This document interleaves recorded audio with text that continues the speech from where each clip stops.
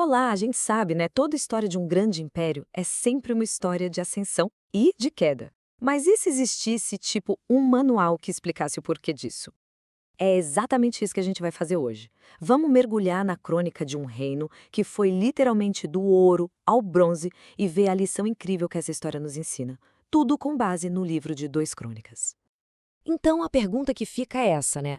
Como é que um império de ouro, um reino no auge da sua glória, pode simplesmente decair, virar uma sombra do que já foi? Bem, as respostas elas estão todas nos detalhes dessa história. E é exatamente atrás desses detalhes que a gente vai agora. Para a gente entender a queda, primeiro a gente tem que ter uma noção do tamanho do topo, né? De quão alto esse reino chegou. E a nossa história começa lá em cima, no auge, com o rei Salomão. O reinado dele não foi só próspero, ele se tornou tipo o sinônimo de sabedoria, de riqueza e de poder. E olha só, o segredo do sucesso dele todo talvez esteja na sua primeira grande decisão. Pensa bem, ele teve a chance de pedir qualquer coisa a Deus. Podia ser fama, fortuna, vida longa, o que fosse. E o que Salomão pede? Uma coisa surpreendente. Dá-me, pois agora, sabedoria e conhecimento, para que possa sair e entrar perante este povo. A prioridade dele não era o ganho pessoal, e sim a capacidade de governar o povo direito. Isso muda tudo. E o mais impressionante é que, justamente por ele ter pedido sabedoria em vez de riqueza, ele acabou recebendo as duas coisas, e com sobra. A força militar dele, por exemplo, já dava uma ideia do nível. Eram 1.400 carros de guerra. Para a época, isso era uma força absurda. E acredite, isso era só o começo. A riqueza era tanta, mas tanta, que chegou a um ponto que o conceito de valor mudou completamente. A crônica diz que em Jerusalém ouro e prata eram tão comuns quanto pedras. Para pensar nisso um segundo. Não era só um reino rico, era um lugar onde o que a gente considera super valioso virou algo comum, corriqueiro. E toda essa prosperidade material também se via na parte espiritual. Dá uma olhada na dedicação do grande templo. A escala do sacrifício foi impressionante. Foram 22 mil bois e 120 mil ovelhas. Isso não é só número, gente. É o retrato de uma nação unida, próspera, agradecida, no ponto mais alto do seu poder. Mas como a história sempre ensina, né? Quanto mais alto se sobe, maior o tombo. E para esse reino, a rachadura que ia quebrar tudo começou com uma única decisão. Uma decisão desastrosa do sucessor de Salomão, o filho dele, Roboam. Roboam tinha basicamente 2 caminhos bem claros na sua frente. De um lado, a sabedoria dos mais velhos que aconselharam, seja bom com o povo. Do outro, a arrogância dos amigos dele que queriam uma abordagem bem mais dura. Ao escolher o segundo caminho, prometendo que ia castigar o povo com escorpiões, Roboam não estava só tomando uma decisão de liderança. Ele estava ali, selando o destino do reino inteiro. A reação foi tipo um terremoto. Foi imediata. As tribos do norte, percebendo a tirania que vinha pela frente, simplesmente romperam com a família real. O grito foi: "Que parte temos nós com Davi? Cada um para suas tendas, ó Israel!"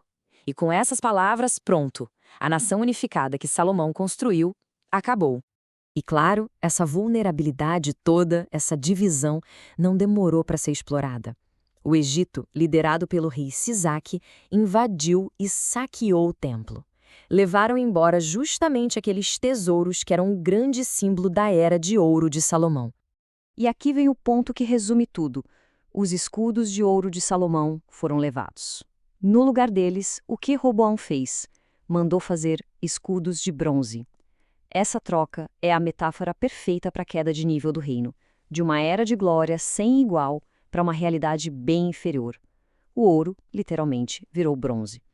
Depois dessa grande divisão, a história do que sobrou do reino, o reino de Judá, entra numa espécie de ciclo previsível.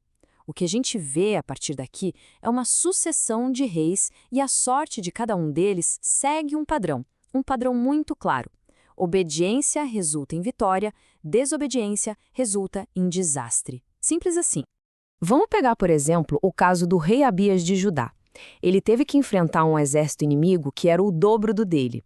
Olha os números: 400 mil soldados de Judá contra 800 mil de Israel. As chances, matematicamente falando, eram péssimas para ele. Mas contra toda a lógica, o resultado foi devastador para o inimigo. Foram 500.000 soldados inimigos mortos. E a crônica deixa bem claro o porquê. Judá venceu porque a confiança deles estava em Deus e não no tamanho do próprio exército. E aqui a gente vê um exemplo direto desse ciclo. O rei Asa, o mesmo que antes tinha conseguido uma vitória milagrosa por causa da fé, mais tarde decide confiar numa aliança política com a Síria. A resposta divina vem na hora, através do profeta Hanani. Nisso procedeste loucamente. Por isso, desde agora, haverá guerras contra ti. Ou seja, a consequência foi direta e imediata. Mas talvez o exemplo mais inacreditável desse princípio todo seja o plano de batalha do rei Josafá. Ele estava enfrentando um exército gigantesco e a estratégia militar dele foi, bem, tudo menos militar. Primeiro passo, jejuar e orar. Segundo passo, botar os cantores, o coral, na frente do exército. E terceiro, ficar parado e assistir o que ia acontecer. É uma estratégia de batalha, no mínimo, inusitada, né? E o resultado foi surreal.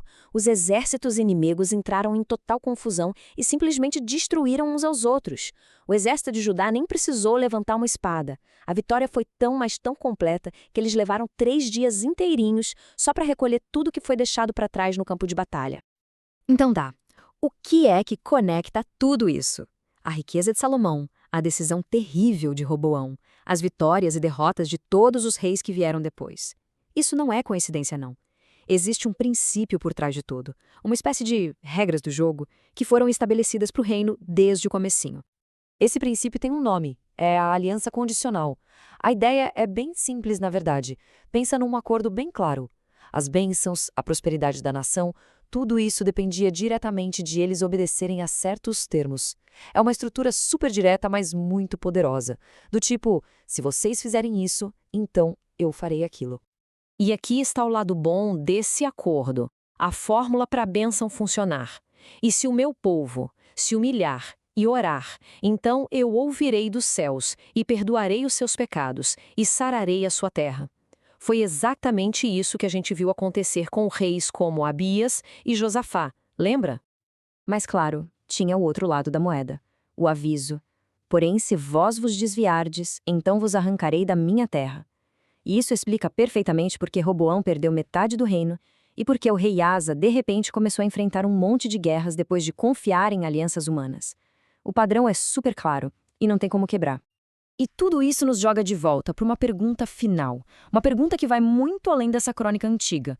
O que, no fim das contas, define o destino de uma nação? É a força dos seus líderes ou a força da sua fé? A história desse reino, que foi do ouro ao bronze, parece sugerir uma coisa, que talvez a verdadeira força de uma liderança esteja justamente na sua fé. Fica aí a reflexão.